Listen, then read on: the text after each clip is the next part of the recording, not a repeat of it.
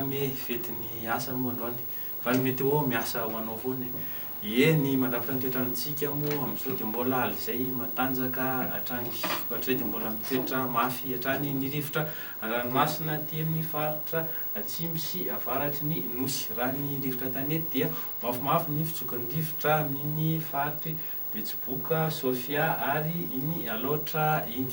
Raha mahatsikaritra tsika amin'izao na aty afovoan-tany dia somary mandrahona zany ny andro, zany ilay alizay no mahatonga an'io ka mbola heverina tohitoy izany ny toetrandrontsika rapitso. Fa raha jerena amin'ny antsipiriny ny toetrandro rapitso talata dia toy izao izany, misy orana malefaka amin'iny morotsiraka atsinanan'ny nosy iny.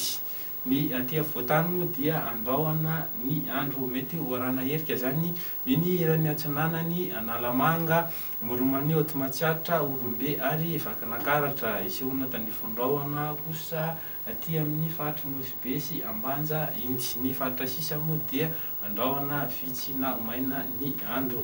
Raha ny tolakandro indray dia mbola mitoetra hatrany ny orana aty amin'ny faritry Sava, Tsinanana ary Analanjorofo iny.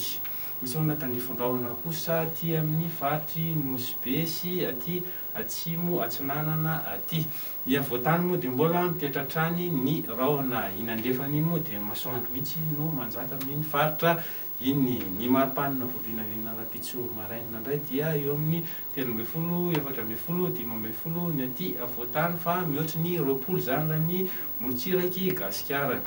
Ny tolakandro indray dia telotelo zany, 13 degré celsius ny farany ambony vinavina amin'iny Morondava sy aty Antsiranana. Aty ny afovoan-tany moa dia eo manodidina ny 20 degré celsius eo hatrany.